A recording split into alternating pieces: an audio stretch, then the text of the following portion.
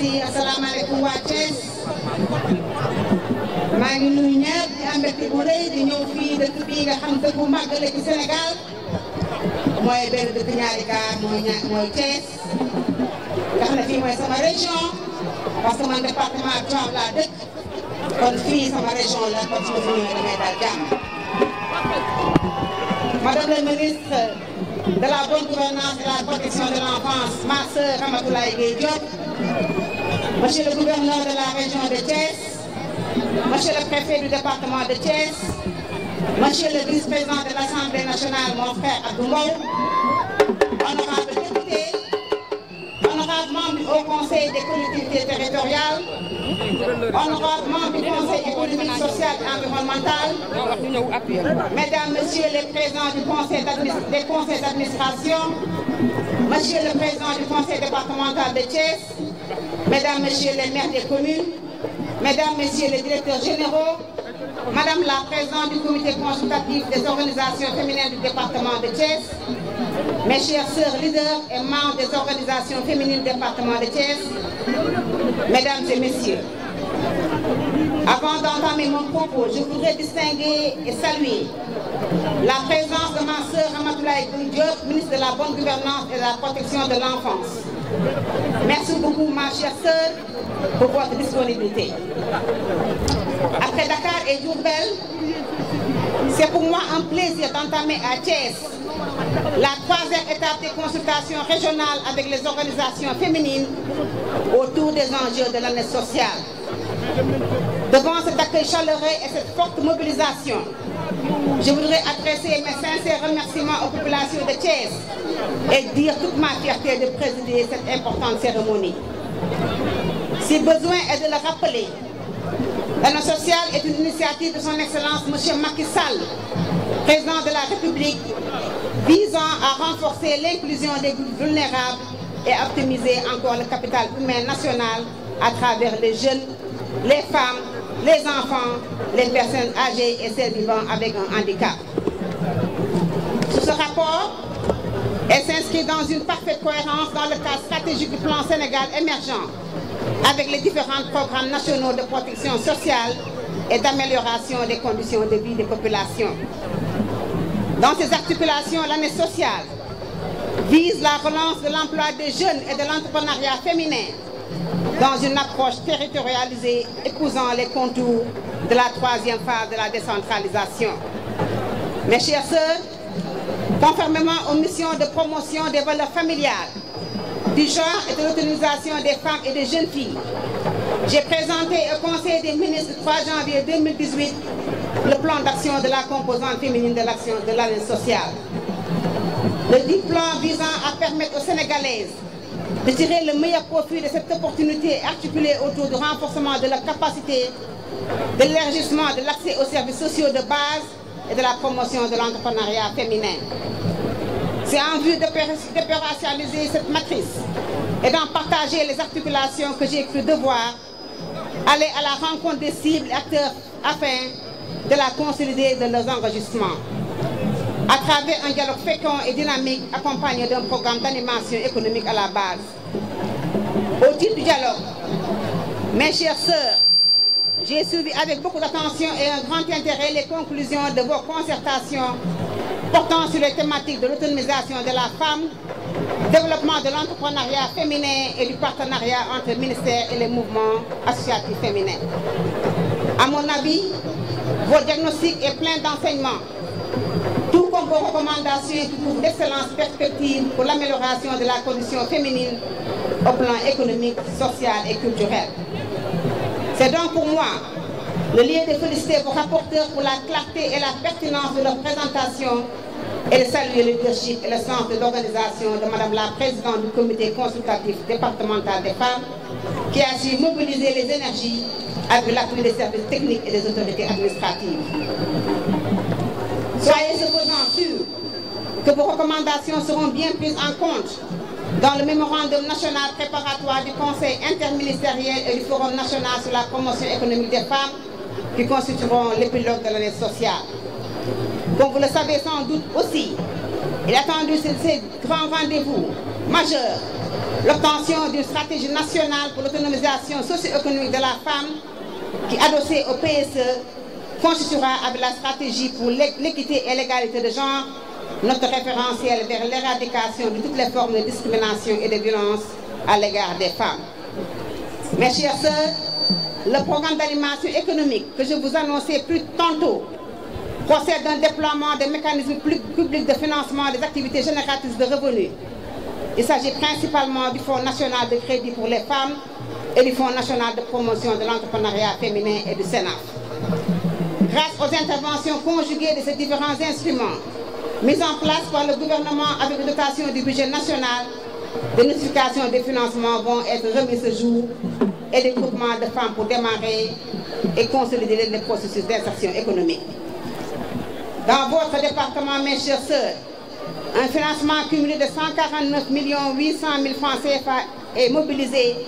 pour la mise en place de 245 unités économiques d'entrepreneuriat au profit de 16 996 femmes et jeunes filles dans les 15 communes que compte la circonscription. Les projets sélectionnés portent principalement sur les filières agroalimentaires, avicoles, la pêche et l'artisanat.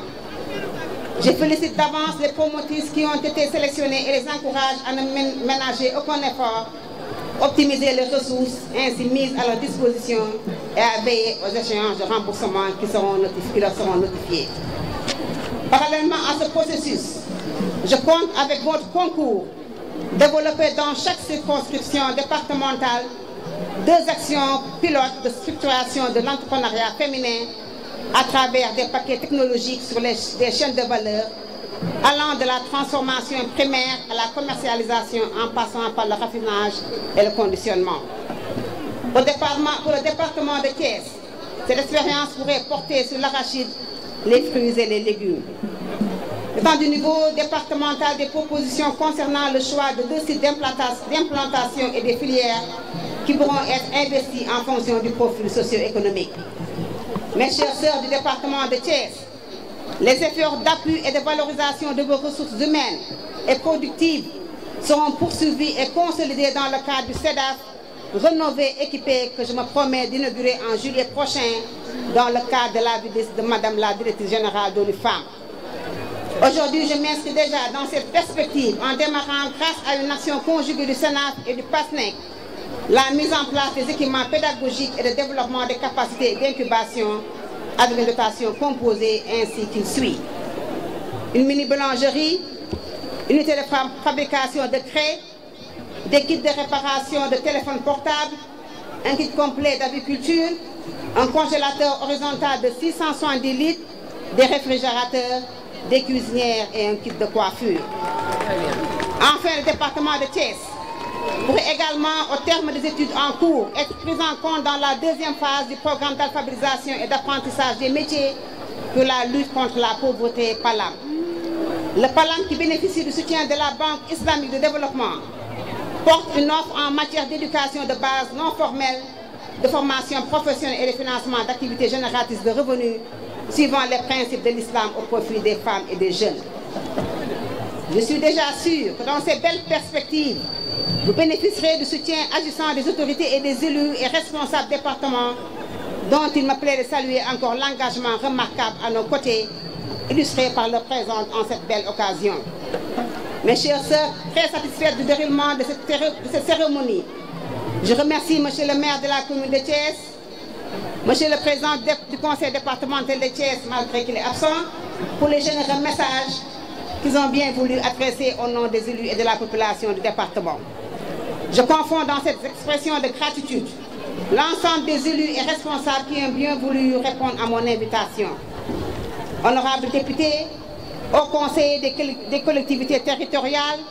membres du Conseil économique, social et environnemental, présidents de conseils d'administration, directeurs généraux, directeurs nationaux, merci pour votre auguste présence et votre précieuse contribution au succès de la rencontre de cet après-midi. Je réserve une mention spéciale aux femmes et jeunes filles pour leur mobilisation exceptionnelle qui prouve, si besoin en était encore, de leur engagement aux côtés de son Excellence le Président Macky Sall pour faire de Thiès une ville et une région émergente. C'est sur cette belle appréciation que je souhaite à toutes et à tous une excellente année sociale et vous donne rendez-vous au mois de juillet pour l'innovation du CEDAF, Inch'Allah. Je vous remercie de votre aimable attention. salaamaaleykum waa Thiès. maa ngi nuyu jigéenu Thiès ñëpp di nuyu monsieur le gouverneur di nuyu monsieur le préfet di nuyu autorité yi fi toog administrative yi fi toog yëpp waaye di nuyu autorité politique yi nga xam ne tey dañoo gunge si ma ci bés bi. di rafetlu bu baax taxawaay ak teewaay sama collègue le ministre Ramatoulaye Gueye Diop bi nga xam ne doomu Thiès la nga xam ne mooy ministre de la bonne gouvernance et la protection de l'enfance.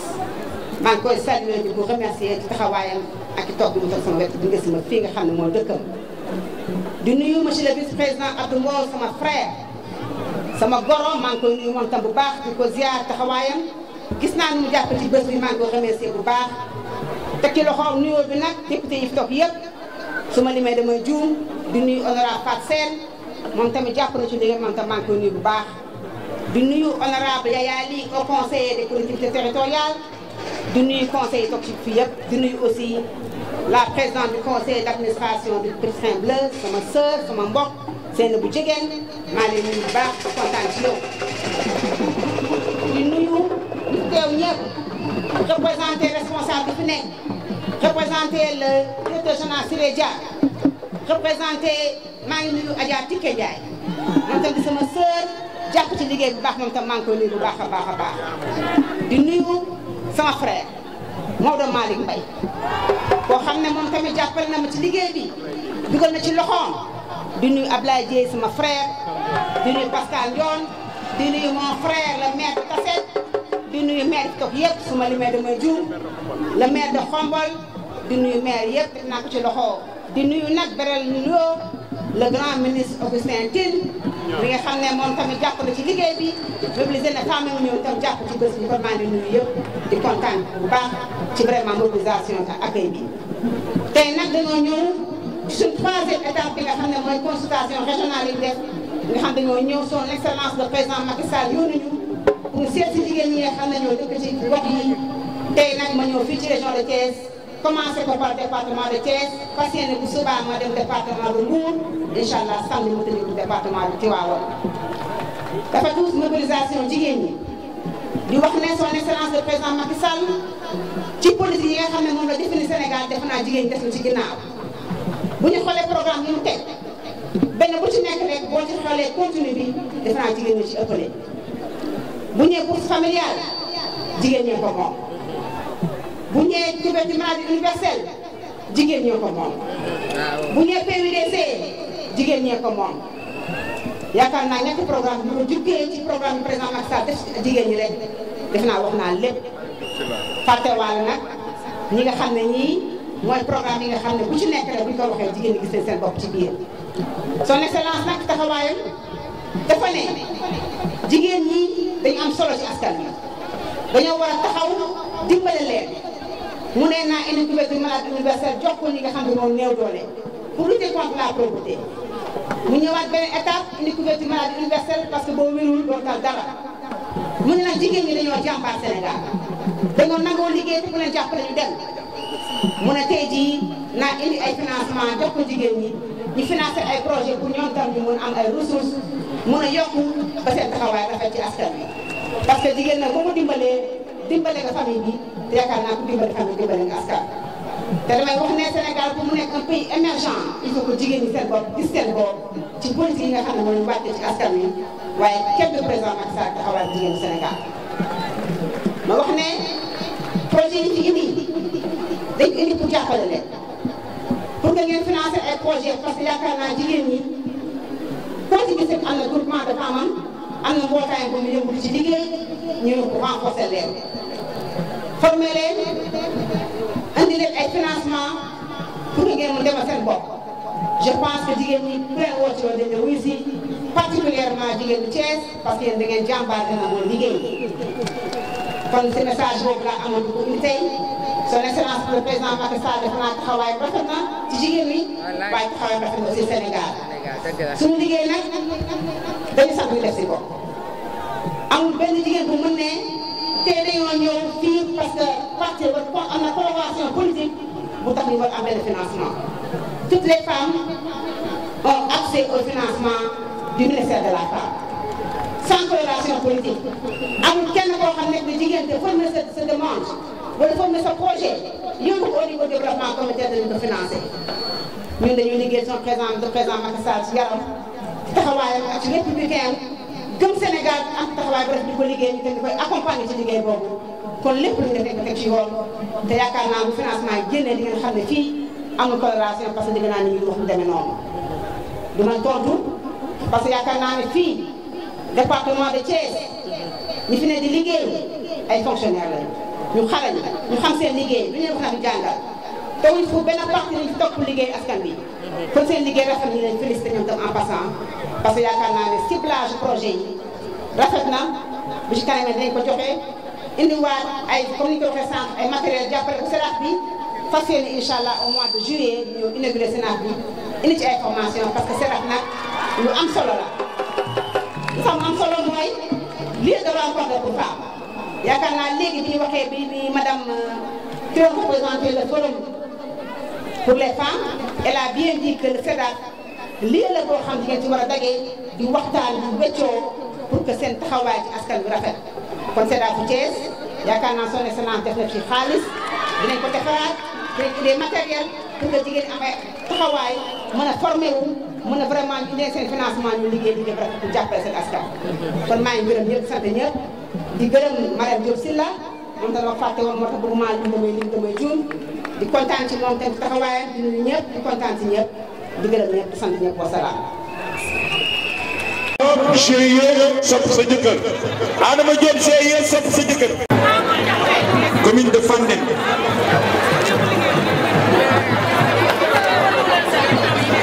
commune de Fandène dañu wax commune de Fandène ah yaay boo xoolal caméra bi ñu photo la lii dafa doon def cadre bu mag tax ko sa saal nga ni madame la ministre ñoo photo woo jërëjëf Ndiobène développement Ndiobène développement Aïssatou Diop Ndiobène développement kooku di ñëw kan la Aïssatou Diop Ndiobène développement Ana Guignane Thiam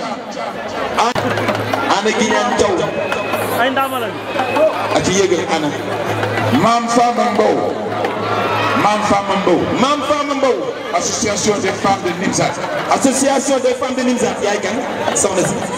chef de cabinet ministre Augustin Tine na yegg si may dira commune Thiès Est commune Thiès